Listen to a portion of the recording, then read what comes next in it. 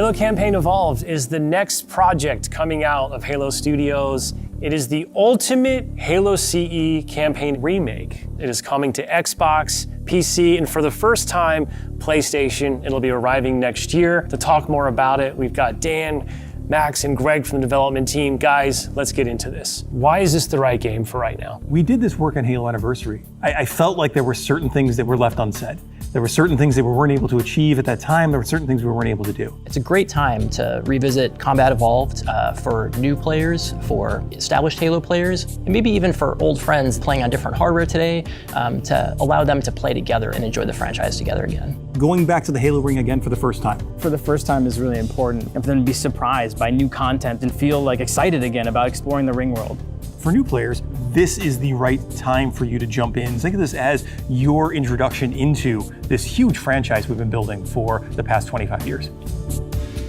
I'm curious how you're going to focus on capturing the essence of the original, knowing that you need to evolve to kind of move the experience forward. Yeah, from design, we don't take that lightly at all. Whenever we make a change, the number one thing was to be true to the original game. For every one of those topics that comes up, there's someone who is incredibly passionate on the other side saying we can, like, that is sacred. We do not move that crate. It's really about looking across, what we've learned over the years, what technology we've built, and how we can tie that back into this experience. So in this game, up to 4 people can play the campaign together, regardless of which platform they're on. And then we're kicking it old school. We can play 2-player co-op on consoles, on the couch together, just like we did back in the original. What do you have to do differently to account now for 4 people running around? For different co-op counts, we will make some of the spaces larger. We also want to make sure we're authentic to the encounters themselves. So it's a balancing act between that difficulty tuning and making those encounters the right size for the right space. I understand that we've done some special tune-up works to the beloved Warthog. We have. There's a new seat, what I like to call the golf cart seat or the bumper seat. This is on the back of the Warthog, so now you can bring everyone with. Mind if I join you? Let's talk a little bit about one of my favorite aspects of the Halo franchise. What is a skull? What's cool about it? What does it do? A skull is a gameplay modifier, generally mean-spirited. It makes the game more challenging for the player. The combination, the pairing of these different skulls and how that's going to create that new gameplay experience. Huge amount of replay options for folks. I love the replayability that skulls bring to a campaign. It is almost endless variety. We have dozens of skulls this time. The most that we've ever had in a Halo game. Are you a lasso guy? I think you yourself told me that you don't think anyone would ever be able to complete this game with legendary all skulls on. I don't think so. I mean, there's a lot. And so if you can do a true legendary all skulls on run, let us know. Because I'd love to see it. I think, that'd be really hard. If there's one thing that this community has shown us is do not underestimate them, and they will find a way. So Halo's always been known for its sandbox. How has this evolved? We made sure that anything we included isn't going to drastically change the way the game plays, to change the sandbox in a drastic way, but there's some really fun kind of additions, and that's across enemies, weapons, vehicles, things that in the original CE you weren't able to do before that you now can. You finally killed the elite with the sword. That weapon hits the floor and you can pick that up and just, kind of really take it to the enemy. It's great. The sound design.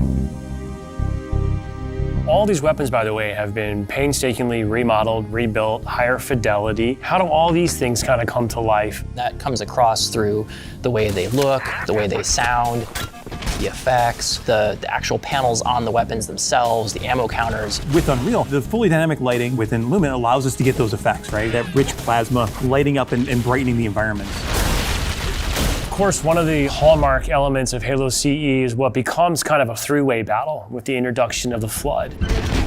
There was quite a bit of development between Halo CE and 3 to kind of how the Flood behaved and just how they interacted with the player. So we've pulled a lot of those Flood behaviors into this game. And I would say this is a learning specifically from CE to Anniversary, which is just kind of that mood, the atmosphere, the tension, the horror, and really delivering on that from the way that we stage the encounters and the setup and how we reveal the Flood. In Halo Legacy, there were some pure form units. We've pulled in a familiar friend, familiar fiend, if you will, to challenge the player.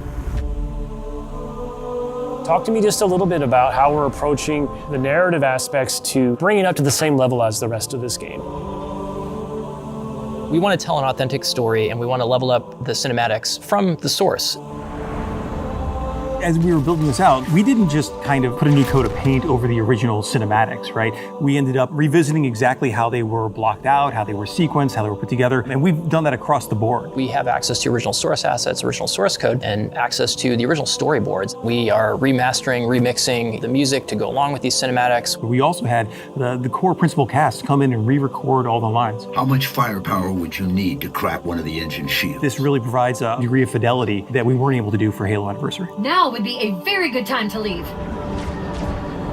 I'm super excited that this game will include 3 brand new bonus missions. Tell me a little bit about that. It was really important that we preserve the original story as it is. So these missions specifically are meant to be a prequel, a setup for, the main course. These new missions are going to offer some new opportunities for character interactions, maybe between, Chief and Johnson. We've got some new mechanics, maybe some new AI behaviors, things that haven't been done before in Halo CE. I think we're just getting started. So where are we right now at this stage in development? What can you share with us? In the past few weeks, we've been able to start engaging and sending builds out to some of our community members. We can now see so many of the elements of the level really coming together. There's a point in every game's life cycle where it kind of just comes online. Seeing really high fidelity versions of cinematics, elements of the sandbox and encounter tweaks and the lighting. You can go to someone's desk and give feedback live on an experience, and to me that's like a really exciting time in game development. The ultimate love letter to the game that started it all. I would call upon our entire Halo community to welcome with open arms this next generation of players. I'm excited to just relive these experiences again for the first time.